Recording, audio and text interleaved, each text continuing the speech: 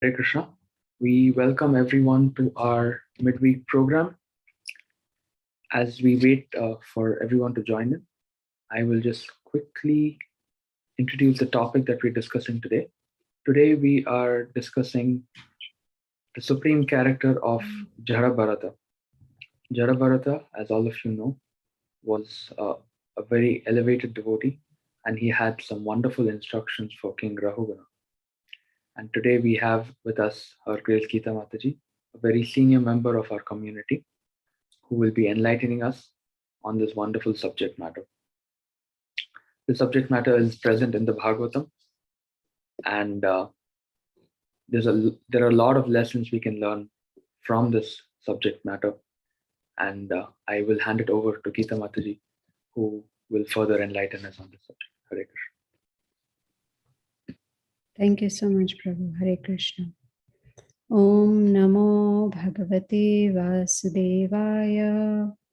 Om Namo Bhagavate Vasudevaya. Om Namo Bhagavate Vasudevaya. So thank you so much for giving me this opportunity. And it's a very, very interesting topic. We can learn a lot from the character of Jaḍa.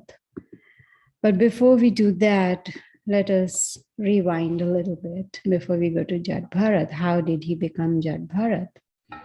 So in Srimad Bhagavatam, Canto 5, actually from chapter 7 onwards, we hear about the pastimes of Bharat Maharaj, then how he became a deer, and then Jaḍa, and it goes all the way till chapter 13. So chapter 7 starts with the activities of Bharat Maharaj, and he was the son of Lord Rishabhadev. He got married to Panchajani, and he ruled his kingdom very peacefully. Everyone was happy, all citizens were happy.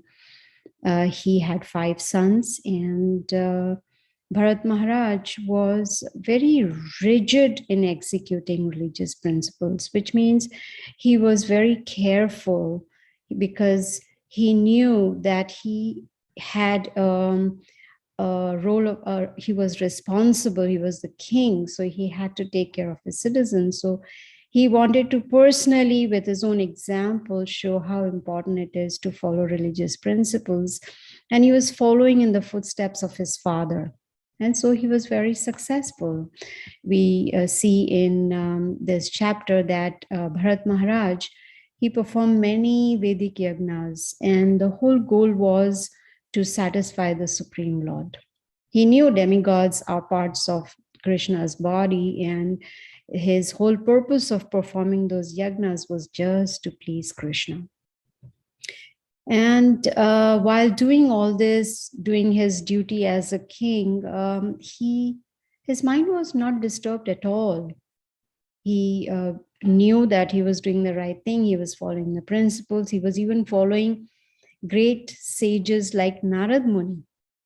He was following in their footsteps, following in the footsteps of great sages. And the reason he was able to do all this was because he always carried Krishna in his heart. He worshipped Krishna with, different, you can say, mantras from Rig Veda, topmost devotee. You can say that, he was a very advanced devotee, very learned, very experienced king. His ruling was perfect. And he was very affectionate towards his citizens. So we can see from all these different traits of Bharat Maharaj that he was very Krishna conscious.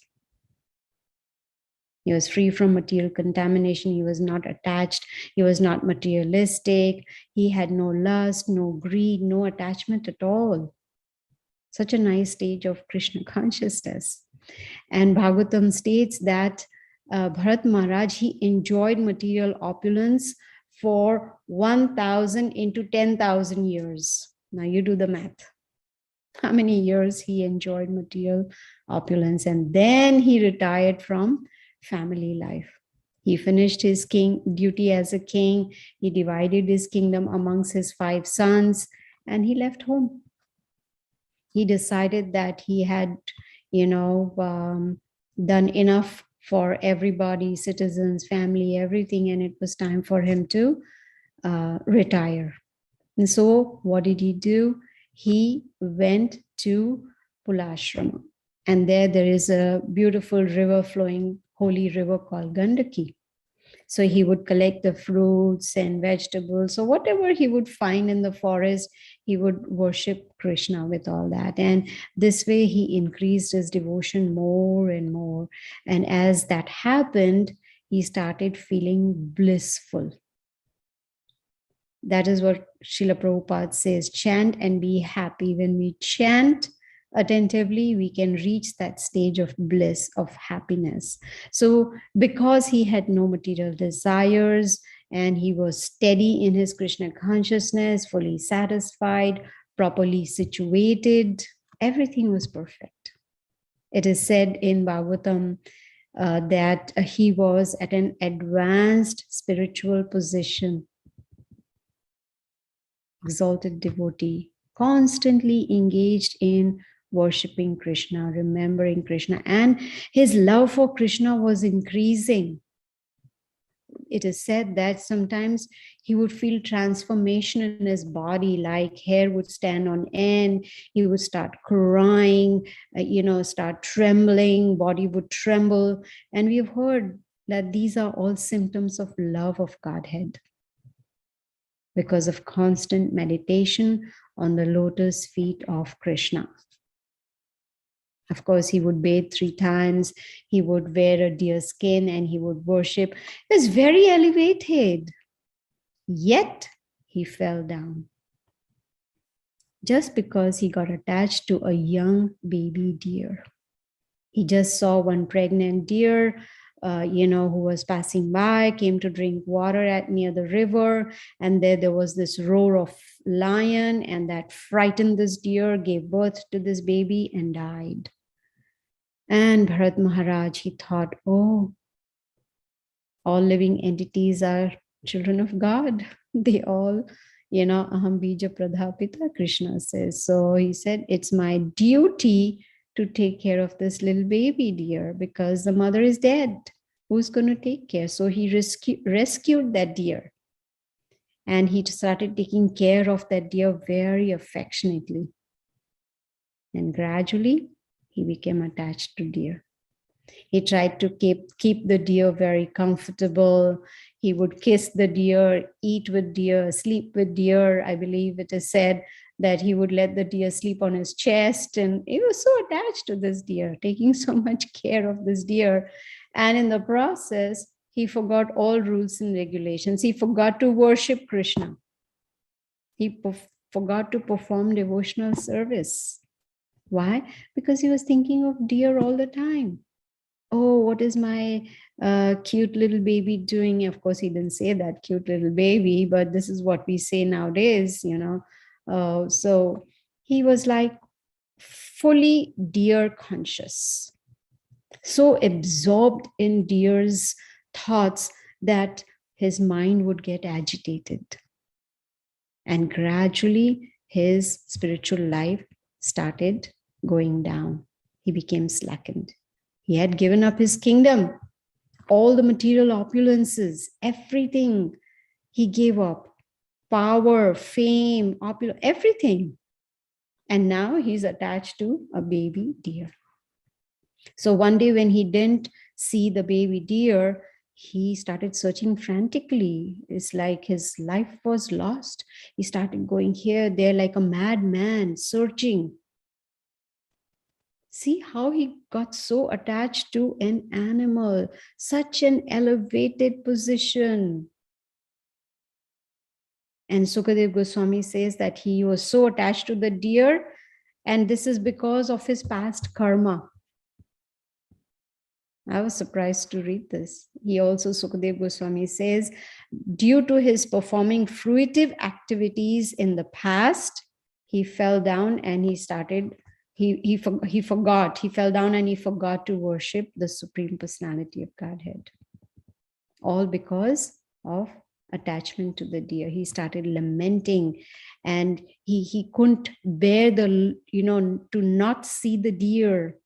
And in that consciousness, he left his body because he couldn't bear the pain of losing the deer. So he died. And Krishna says, Yam yam vapi smaran bhavam tajatante kalevaram tam tam eveti kantaya sada tad bhava bhavitaha. To whatever state of consciousness we are at the time of death, to that state we will attain, Krishna says, without fail. There's no doubt about it. So obviously he took on a body of a deer. Next birth was deer. But because he had performed so much devotional service before, he remembered his past birth as Bharat Maharaj. He remembered how he was, such a perfect king, and he was so Krishna conscious, and how he got attached to deer. And he realized that right now I'm in the body of a deer because of my attachment to the deer. He realized he had fallen from the path of self-realization. So then he started repenting and decided that this life, I will not be attached to anything or anyone. And so he went to the same ashram, Pulaha ashram. He went there so that he can stay in the association of sages and hear Krishna Katha from them, hear them chanting. So he started associating with the sages. He wanted to make sure that this life he does not fall again. And he knew that Krishna is within his heart as a super soul. So one day he took a bath in the holy river, and he waited for his death to come and gave up his body of a deer. So you see, Bharat Maharaj, then he took on the body of deer. And now, after giving up the body of the deer, he took birth in a pure Brahmana family as Jad Bharat. And this is the topic for today, the supreme character of Jad Bharat. He's fortunate he remembered his past. Do we remember our past, who we were, what we did? In a way, it's good we don't remember, because we won't be able to bear to hear all the wrong things or sinful things we may have done in the past. So it's good that we've lost that memory. So here, Jad Bharat, as Jad Bharat, he remembered that he was Bharat Maharaj, then he was deer, and so now he was determined not to fall down again. So that's why he manifested himself as a dull person, as deaf and dumb, because he did not want to get influenced by the society or by the people around him. He was being very cautious. Even Srila Prabhupada explains, in his so many lectures, he has said that spiritual life is like a razor's edge. We got to be very careful. We can really, really cut ourselves, in the sense, if we are not careful, if we are not cautious, we can really hurt ourselves, which means we can really fall down from the spiritual path. So he was being very, very careful. He was determined, I do not want to come back into this material world again. No more birth. This is the last birth. That is what Srila Prabhupada says, that now that we have this rare human form of life, we should make this our last birth. We should finish our business in this life and go back to Godhead. So Jad Bharat was very, very careful. He did not want to fall down. And that is the reason he mixed only with devotees. He only associated with devotees. Non-devotees, he kept them away. This is the process we can adopt. We can learn from Jad Bharat to associate with devotees, because association plays a very important part in our spiritual lives. We are known by the company we keep. So if we keep the company of devotees, their consciousness will rub off on us and it'll be beneficial. So here, because Jad Bharat knew that he only wants to associate with devotees, he pretended, he manifested like he is deaf and dumb. And so people thought he's crazy. He's a madman. But within, he was always chanting and remembering Krishna, Vasudeva. He never ate for sense gratification. You know, some people, they live to eat. No, we need to eat so we can live, so we can keep the body and soul together. So he never ate for sense gratification. And why? Because he knew that he is not this body. He was not on the bodily concept of life. He was in full Krishna consciousness. And he was unaffected by dualities. It didn't matter someone insulted him, praised him, whether there was heat or cold, happiness, distress, nothing bothered him. He was above dualities. And it is said that he had a very nice body, which was very strong and muscular. And, you know, he was very well built. So it's not that he was, very thin, meek, some dull person walking around, no. But the best part is he was completely surrendered to the Supreme Lord. Did not want to waste his life. And that is why Srila Prabhupada has taken so much trouble just to help us so that we do not waste our human form of life, which is so very rare. Jad Bharat had a very clear goal in life. He knew what he wanted. And that is what we learn from Srila Prabhupada's books. It's important to have a goal, because if we don't have a goal, how will we work towards it? It's not that, I pick up the car keys and I tell my husband I'm going. He asks me where and I say, I don't know. That would be very unintelligent, that I just sit in the car and just drive, not knowing where I want to go. That would not be intelligent at all. We need to know, where do we want to go? What is our goal? So Jad Bharat, his goal was very clear, that this is my last birth. I don't want to come back into this material world again. But at the same time, even though he was fully Krishna conscious, he was very humble, because he was an advanced devotee. He not only that, he was like very, very focused on Krishna. So one day, so of course, there are many pastimes before Jad Bharat meets King Rahugana. So it is said that King Rahugana was one day going to Kapilashram, and near the river Ikshumati, his palanquin was stopped, because the palanquin carriers, they wanted one person's help, one more person. And, they noticed that Jad Bharat was passing by. They saw him and they forced him to carry the palanquin of King Rahugana, forced him. But Jad Bharat did not protest. He was manifesting to be a dull and dumb and deaf person. So when he was pulled to, carry the help in carrying the palanquin of King Rahugana, he didn't protest. Imagine if someone pulled us and said, come on, do this work for us. You'd be like, excuse me, that's not my job. But he didn't protest at all. But when he helped carry the palanquin, he started walking very slowly.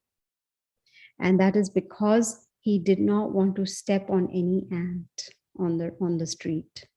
He was being careful. He was conscious of the fact that one needs to be friendly to all living entities. So he knew that the ant is also a part of Krishna, belongs to Krishna. is a living entity. So he was friendly. So he was being very careful. And so in the process, it so happened that he was carefully putting his foot, and then again, so the pace got slowed down. And there was imbalance because the other carriers were walking fast and Jad Bharat was walking slow. So that meant shaking of the palanquin. And king, who was sitting in the palanquin, got very agitated. He's like, what's going on? Why is the palanquin shaking so much? And when the king gets angry, the others who are under the king, they get afraid, they get scared. So the other carriers, they were afraid the king will punish them. So they blame Jad Bharat. He's the one. He's the one. Because of him, the palanquin is shaking and we are so slow. And why did the king get angry? It is said in the Bhagavatam that he was in the mode of passion. So because he was operating on that mode of passion, he started speaking sarcastically. He was insulting Jad Bharat with his very rude comments. But Jad Bharat did not protest at all. Because he was self-realized, he was very humble, and he continued to do what he was doing, to be careful, to be friendly to all living entities, and not step on the ants. So there is, of course, there are 4 chapters on King Rahuguna and Jad Bharat, their conversations. And so the king, even though he was still sitting in the palanquin, and he's telling Jad Bharat, maybe because of old age, you are troubled. Now, he was a young man, but sarcastically, he's telling him old age, insulting him. Maybe your body is not firm or strong or stout. Maybe the other carriers are not cooperating with you. That's a very sarcastic way to tell him you're not doing your job properly. But still, Jad Bharat continued to walk at the same pace, carefully making sure not to step on the ants. And the palanquin kept on shaking. So that made king more angry. And he started talking in filthy language. But still, Jad Bharat did not protest. What would we do if someone starts insulting us, or someone starts being sarcastic, or someone starts using filthy language with us? What would we do? We'll try to stop them. But no, Jad Bharat was very humble. He knew that he is not this body. He knew that each living entity is part of Krishna. He was fully Krishna conscious. So King Rahuguna, he says, are you dead? He's asking, are you dead? And then he says, do you know I am the master? You're disregarding my order. And because you're being disobedient, I can punish you like Yamaraj. All these sarcastic remarks did not make a difference to Jad Bharat. He was not agitated at all. His mind was fully in control. He was the topmost devotee of the Supreme Lord. And the king did not know that Jad Bharat was an advanced devotee. King did not know that king is on the bodily platform and Jad Bharat is not. So when Jad Bharat saw the way, the king was talking and getting agitated, so Jad Bharat started speaking to the king. All the things that Jad Bharat talks to King Rahuguna for these 4 chapters is nothing but preaching Krishna consciousness. First thing that he taught the king was that you're not this body. And that's what we learn even in Bhagavad Gita. Dehino asmin yatha dehe kaumaram yauvanam jara tatha dehantara prapte dhiras tatra na muhyati. We are not this body. The embodied soul is continuously passing from boyhood to youth to old age, and it goes on to the next body at the time of death. A sober person is not bewildered. That is what was Jad Bharat. He was a sober devotee. So this is the first instruction that Jad Bharat gives to the king. He explained to him the difference between body and soul. And he even told him, you think you are the king now, and I'm the servant. But maybe tomorrow I'll be the king and you will be the servant. Because these are all temporary situations, temporary circumstances.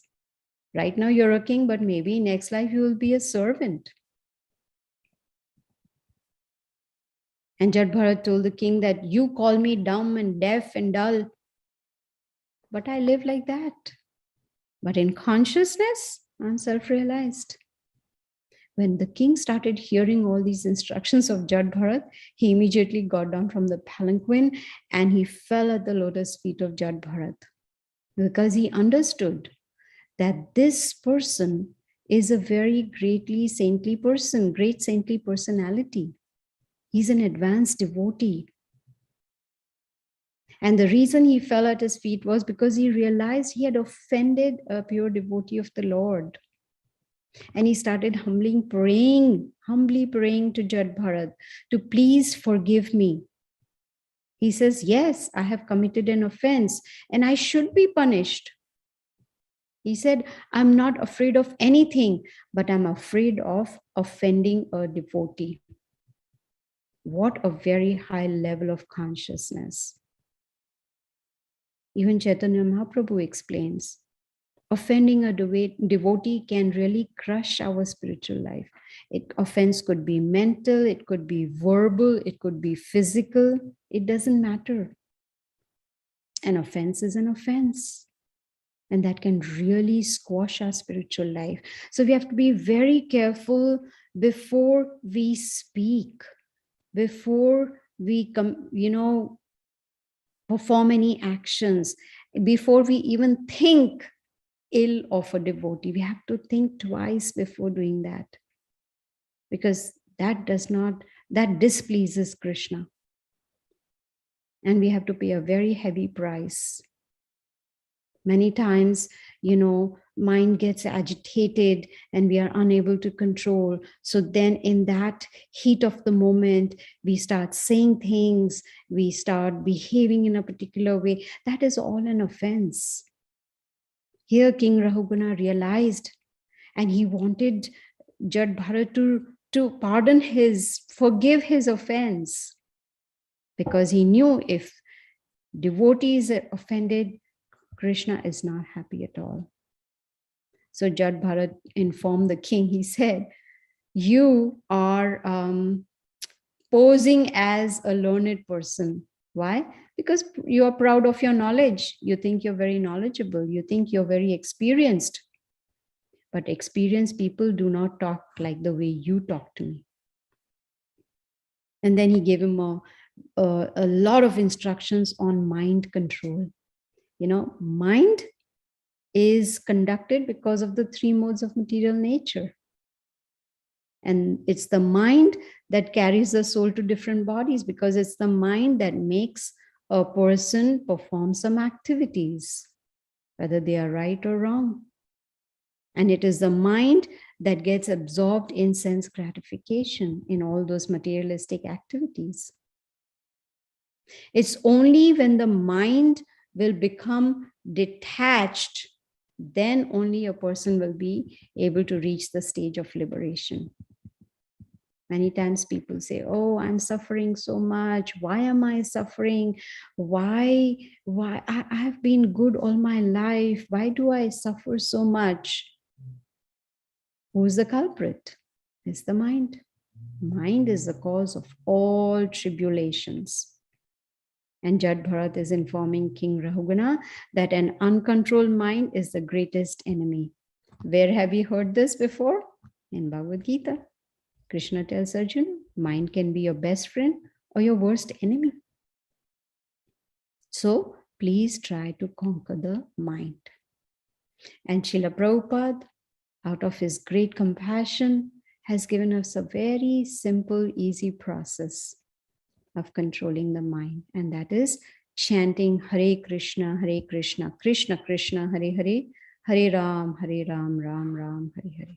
By chanting, one attentively, one can control the mind. This is the reason Srila Prabhupada has given us a strong morning program, so that we can control the mind. He's given us his books. He has taught us the rules and regulations. He has given us prasadam. He's given us temples, devotee association, everything he's given to us, so that if we follow all of that, we can control our mind. And then Jad Bharat gives a very important point to King Rahugana. He says that unless one smears one's body with the dust of the lotus feet of a great devotee, one cannot become self-realized. How important it is that the dust from the lotus feet of a great devotee. So after, preaching to King Rahugana for such a long time, then he talked about himself. He informed King Rahugana that how he was Bharat Maharaj before, and explained how he used to worship Krishna, and he followed the rules and regulations. He was a powerful king, and he was materially detached, and went, retired from his kingdom, and he went to the remainder of his life just spent in Krishna consciousness, worshipping Krishna. But then he got attached to a deer, and because of that attachment, he gave up his devotional service. He gave up chanting, everything. He gave up worshipping Krishna, everything. Why? Because he was attached to the deer. And he explained to King Rahugana, see how unfortunate of me that I got attached to a deer, and then because of that consciousness at the time of death, I got the body of a deer. But I was fortunate that I remembered my past life. And so in the body of a deer, I was very careful.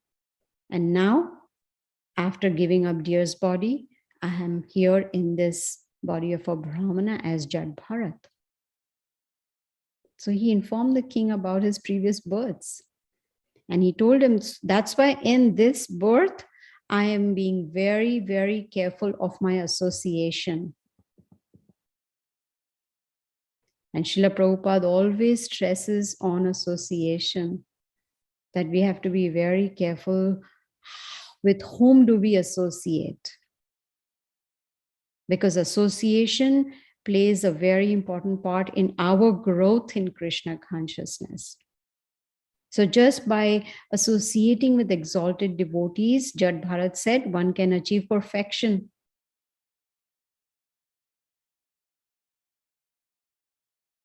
And when that happens with association, gradually one is able to even give up attraction to sense objects.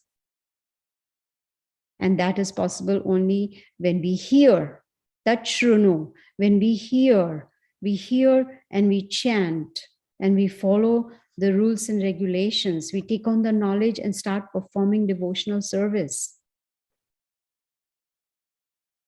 We all have heard that Jad Bharat was a Paramahamsa. And because he was a Paramahamsa, when King Rahugana begged for forgiveness, he forgot the insult. He didn't carry it with him all the time, what people generally do. They carry it in their heart all their life. This one said that to me, this one did that to me, and that, and this. It's all stored in the hard disk in the heart. And the person who said or did doesn't even know. And we are the ones who is carrying it in the heart. But Jad Bharat, just like that, he forgot the insult. And he noticed that the king was pitifully begging him. Please, he caught hold of Jad Bharat's feet and he was begging him to not only forgive him, but he was begging him to give more instructions. Have you ever seen that we attend a lecture, whether it is Bhagavatam or Bhagavad Gita, whatever lecture we are hearing, and after the lecture is over, the audience is dying to hear more. Oh, please, please talk more. Please talk for another 1 hour or 2 hours. Do we ever hear that? No. Oh, lecture is over. Question answer over. Okay. Hari bol and gone. Here, King Rahugana wants to hear, because he could see that here is a great saintly personality. I can learn so much from him. And it is these instructions of Jad Bharat that help the king to become self-realized.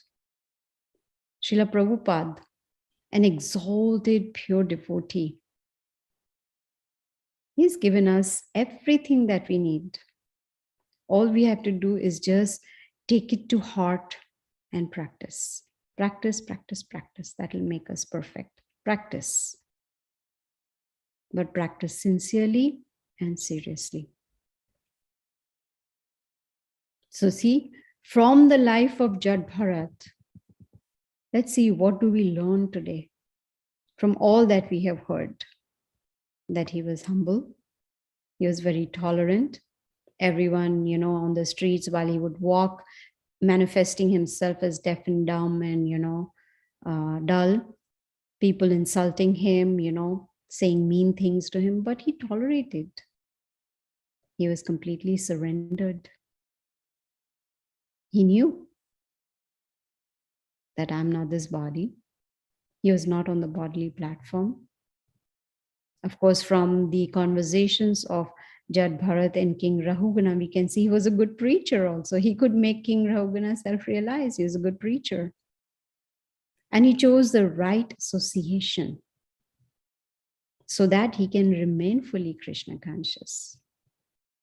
And most importantly, he was determined not to get entangled in this material world again, because he remembered, I was King Bharat, after whom, the whole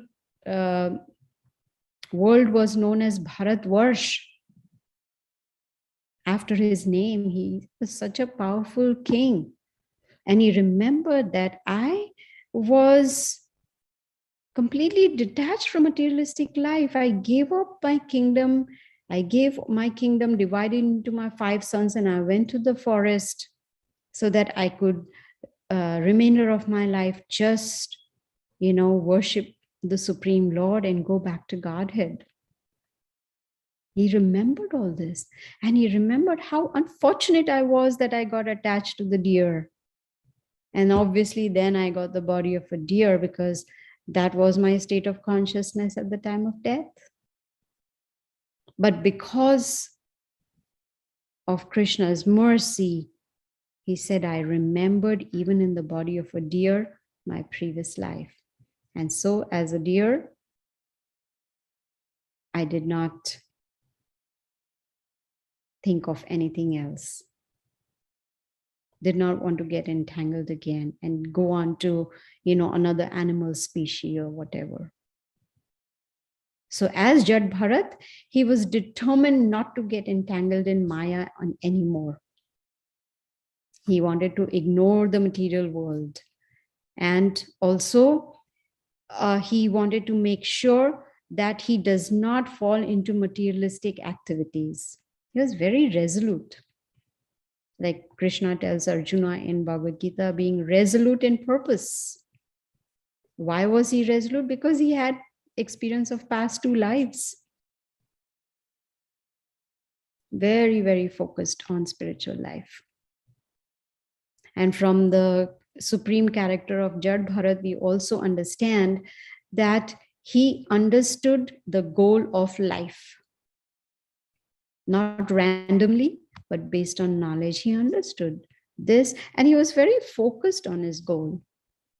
And so he avoided associating with materialistic people.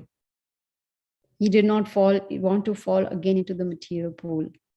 And that's the reason he started avoiding others. And not only that, because of his behavior, the others started avoiding him, which was good for him. He didn't want material association. He was happy. And because the others avoided him, he was left alone and he was happy with that. But what do we do in this material world? We want people to admire us. We want to become popular. We want to, be given all the respect, and it's all the question of prestige. No, Jad Bharat, he wanted to stay away from Maya. He did not want to get entangled in Maya at all. And that is why he only was seeking transcendental association. That is what we learn from Jad Bharat, that how we should be careful in our association. Who do we associate with?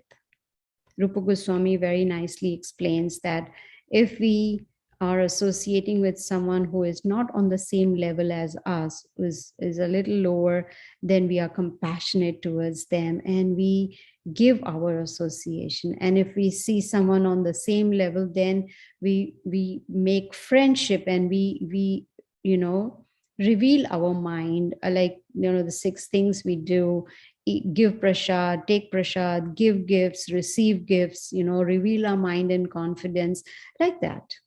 And when we see an Uttam Adhikari, then we start serving.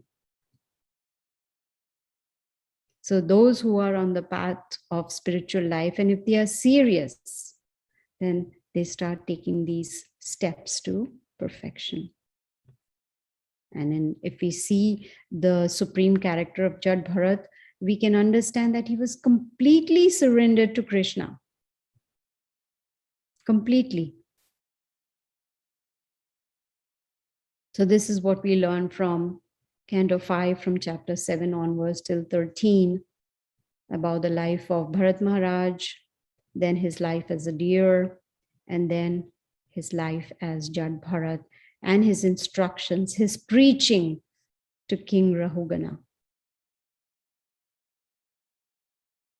So I will end here if anyone has any questions.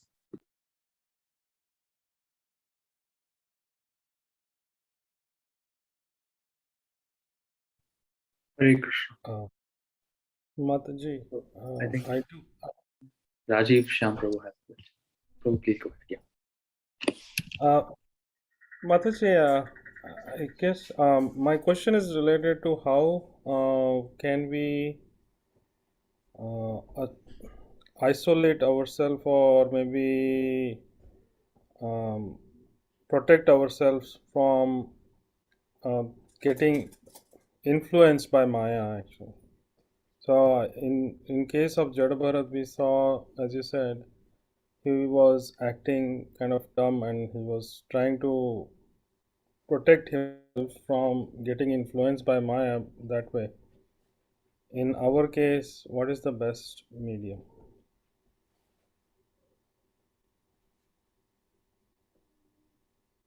I think Mathaji, I think you're on mute. Oh, sorry, I forgot. Thank you for reminding me. Otherwise, I would be speaking to myself.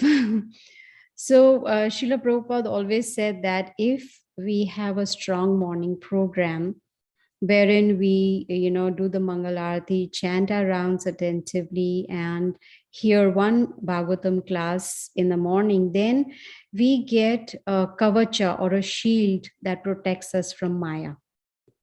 So if we have that strong morning program, then we can be sure that we will be protected. So it's also means that we have to be chanting attentively. In every lecture I talk about this, because this is very, very important that we chant attentively, because when we chant attentively, then we can control our mind, we can control our senses, and then we come in situations where we know that, okay, probably this is not a good association for me. So then what we do is we give association, but we don't take their association. Sometimes, especially in workplace, we have to associate with colleagues which may not be a favorable situation. So in that case, we give association and we don't take association, and make sure we have a strong morning program. Okay. Thank you, Mataji. We next have Divya Agarwal Mathaji. Please go ahead. Hare Krishna, Mataji. Hare Krishna. Yes, when you were talking about associating with devotees and like about we have to be careful about whom we associate with. I'm wondering, when we have like close family friends and we see them do like real sinful stuff, and like we get really disgusted. So I'm just wondering, that situation, like, what do you do? I mean, you see, and they don't want to hear scripture. They don't want to hear what you have to, what you have learned. They are just like doing all these sinful things, and then, and they are like your close friends. Then that situation, like, what should you do? So once I had heard about this in Radha Desh in Belgium, where a similar question was put. So this Mataji gave the response, and she said that first of all, we have to see in what position are we. Are we in a position of authority that we can correct someone or point out to someone that you're being sinful or whatever it may be?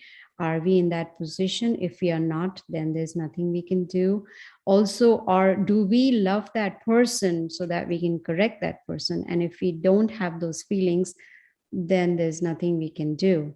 So if a person is, say, for instance, you, as you were talking about, I guess, about your personal life, where you are associating with those who are, leading a sinful life, probably, I don't know, your personal situation. So if a person has no choice and has to be associating with such people, then the best way is to give association. And Prabhupada says that we should speak about Krishna consciousness according to time, place, and circumstance, Desha Kala Patra.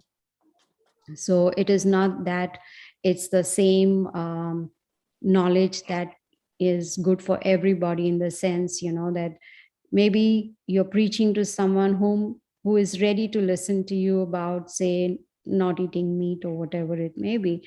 So you have to be very intelligent to understand or to know how to preach to whom, in what circumstance. So it is based on time, place, and circumstance. So if it is, I guess that's all I can say about this. Okay. Thank you, Mataji. Sure. Thank you, Mataji. Next, we have Leela Krishna Prabhu. Hare Krishna, Mataji. Hare Krishna. So the question is very simple about the Jad Bharat, right? So he remembered his life, previous life, and the previous life, and now he act like a dumb person, right? Does it necessary to become a dumb to reach to Krishna Loka? Because he's so elevated, so knowledgeable, right? So what we learn from his, I know that he's so elevated with the knowledgeable thing. What we really learn, extract from his day-to-day activity and behaving that one, does it necessary for us in this Kali Yuga to behave like that one to progress? I don't know if I'm putting the question right. So what exactly I'm going to learn? Okay. The reason Jad Bharat, as we saw from Bhagavatam, the reason he was manifesting, it said, that's the word used, he was manifesting himself as dull, dumb, and deaf, is because he did not want to get entangled in materialistic life again. He did not want to be bothered with materialistic people. He did not want to associate with them, right? So that is his case. Now, for us, in practical sense, it is not necessary to act deaf and dumb to advance spiritually. No. Prabhupada always, even Krishna, he tells in Bhagavad Gita that anyone who preaches my glories is most dear to me. So we should take all opportunities that come across our way to give this knowledge to as many as we can, but we have to be careful of time, place, and circumstance. Whom are we preaching to, and to what level can we give the knowledge? So, Thank you, Mataji. you're welcome. Thank you, Mataji. Next, we have Shubham Mataji, Mhm. who can please unmute. Hare Krishna, Gita Mataji. Hare Krishna, Shubham.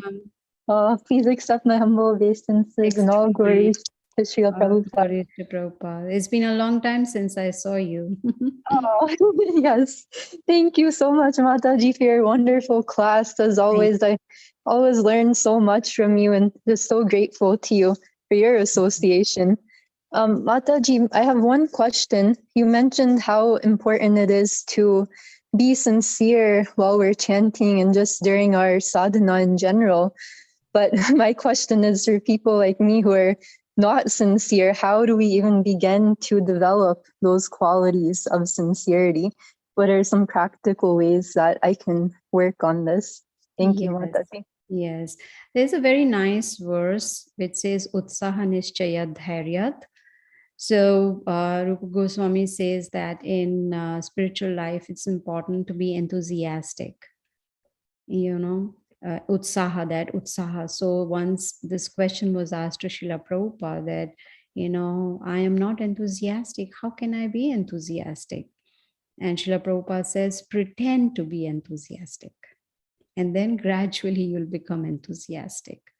So the same, I would say, applies to sincerity. If you're not sincere, pretend to be sincere and try to associate as much as possible. Srila Prabhupada is there in his books. The moment we read his books or hear his lectures, we are associating with him. And when we associate with devotees, advanced devotees, then because they are sincere, their sincerity rubs off on us. So practicality would be that we have a strong morning program in the sense we chant our rounds attentively and hear one class every day. An apple a day keeps the doctor away. One Bhagavatam class a day keeps Maya away. So if we hear one lecture every day, then gradually we'll start becoming sincere. So these are the practical tips. I hope that helps. That helps so much. Thank you so much, Mataji. Thank you. Hare Krishna. Hare Krishna. If anyone else has any other questions, you can raise your hand. If not, just in the meantime, we have Vrinda Gopika Mataji. Thank you, Prabhuji. Gita Mataji, koti dandavat pranam. Your lecture is very, very practical.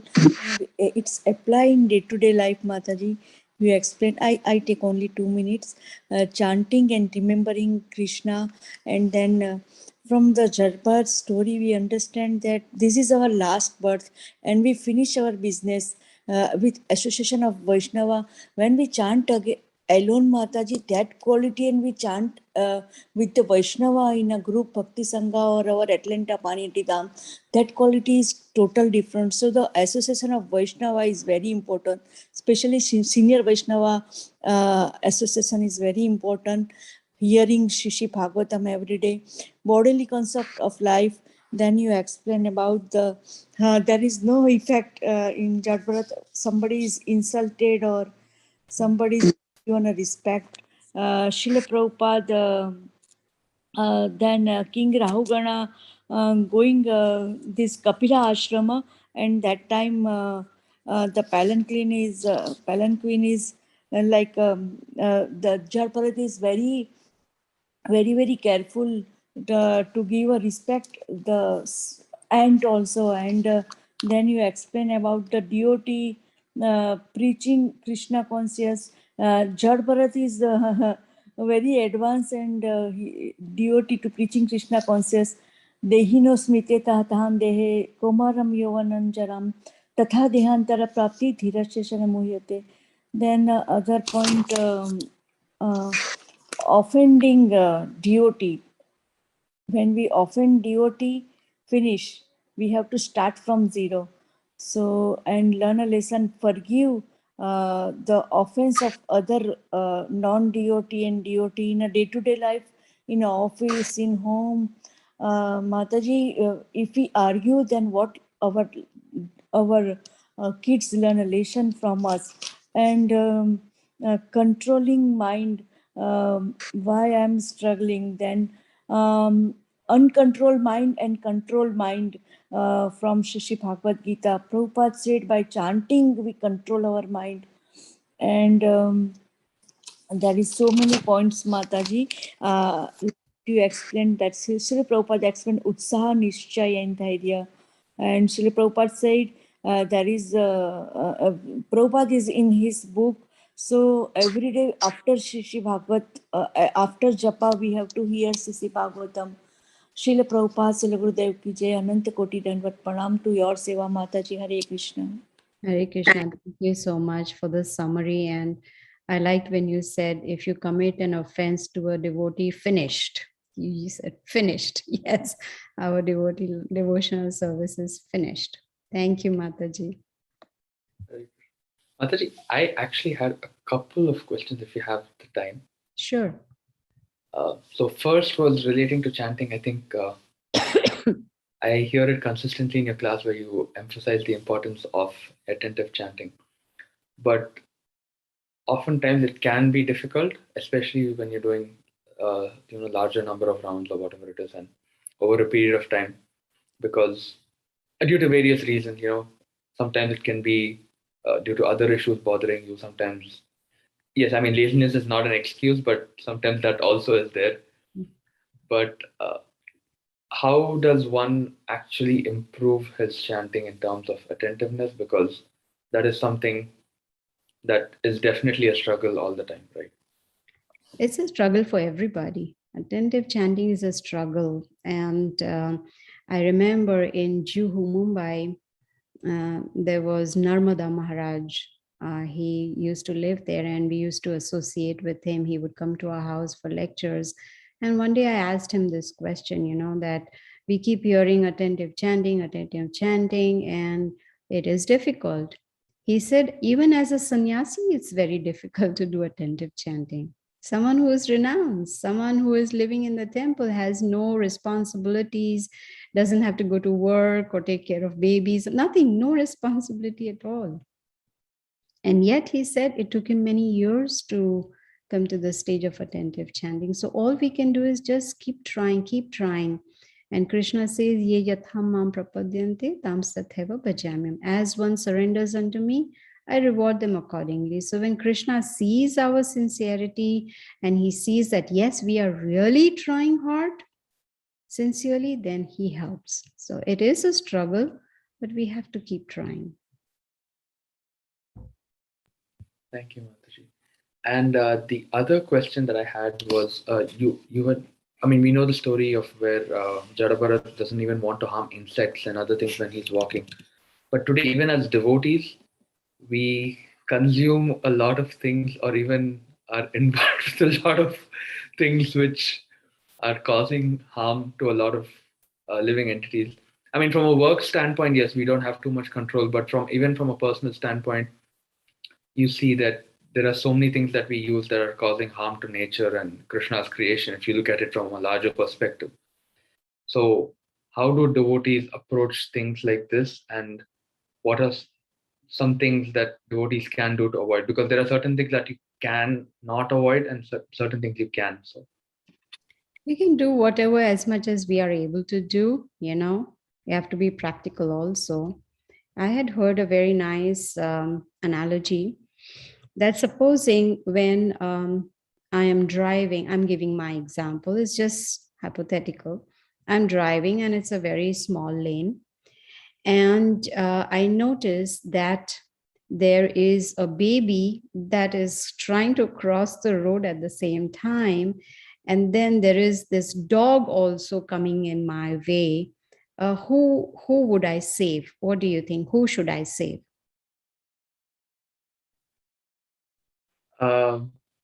if it comes down to it, probably the baby. Exactly. Exactly. So, because it's higher consciousness. So, sometimes if we are in a position where we have to decide, oh, I have to, save one, we save the higher consciousness. So, right now, also, all of us are committing a sin.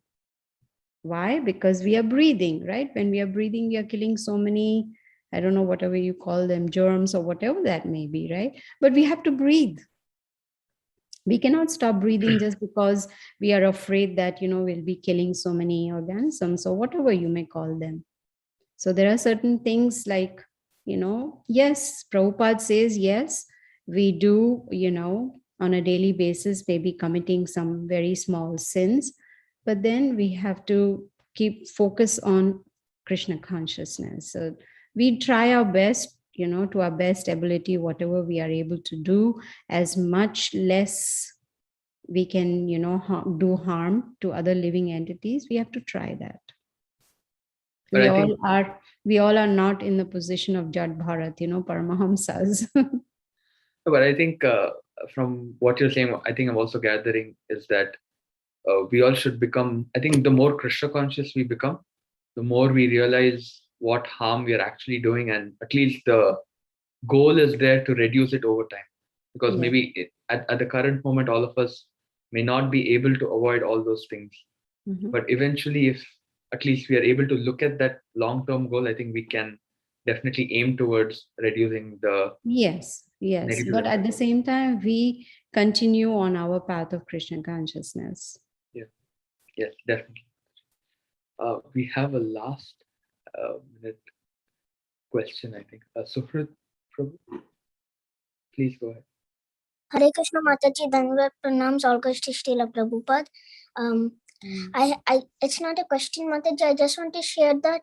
So when you said when you offend a devotee, your devotional life is finished. Not even Lord Vishnu can help you. I remembered Ambarish Maharaj's story that when Durvasa Muni offended Ambarish Maharaj, not even Lord Vishnu could not help Durvasa Muni. So Durvasa Muni had to go and beg forgiveness from the lotus feet of Ambarish Maharaj. Yes, very, very nice. Very nice. Thank you so much for reminding us about this. Very nice. Yes. Thank you, Mataji. Hare Krishna. Thank you, Beta. Once again, Mataji, thank you so much for your wonderful class. As usual, always, I don't have to mention it, but it's always wonderful hearing from you. And since Suhrid just mentioned Ambarish Maharaj, he's actually one of the personalities that we'll be covering in one of the future weeks. So please stay tuned. As you know, this is the series we are calling The Great Devotees of the Lord. Obviously, we had the Mahajans, and there are so many other great devotees of the Lord that are there in our scriptures that we are covering as a part of our midweek program. And it is wonderful to hear from wonderful speakers like Gita Mataji, who are enlightening us on this wonderful subject. So, as you all know, the temple is still closed due to the COVID complications. So we will keep updating you on what the status is. Until then, all programs will be virtual, including our virtual Sunday program. Please join us this week. Again, we'll have updates regarding the speaker and the subject matter coming soon. And apart from that, we just request prayers for His Holiness Jatak Maharaj, Nandasutta Prabhu, also Govardhan Leela Mataji, and Revati Mataji and her family. Also, we have many doctors who are fighting COVID. We have a few devotees, I think, who've also contracted COVID. So we request prayers for them. And also, there are so many others who we can't mention, but let's just chant the Hare Krishna mantra 3 times for everyone. Hare Krishna, Krishna Krishna, Hare Hare, Hare Rama, Rama Rama, Hare Hare. Hare Krishna, Krishna Krishna, Hare Hare, Hare Rama, Rama Rama, Hare Hare. Hare Krishna, Krishna Krishna, Hare Hare, Hare Rama, Rama Rama, Hare Hare. Once again, we thank all of you for joining us for our midweek program and also for continuously joining us for all the programs that we have. So we will take leave now. Hare Krishna. Hare Krishna. Hari Bol.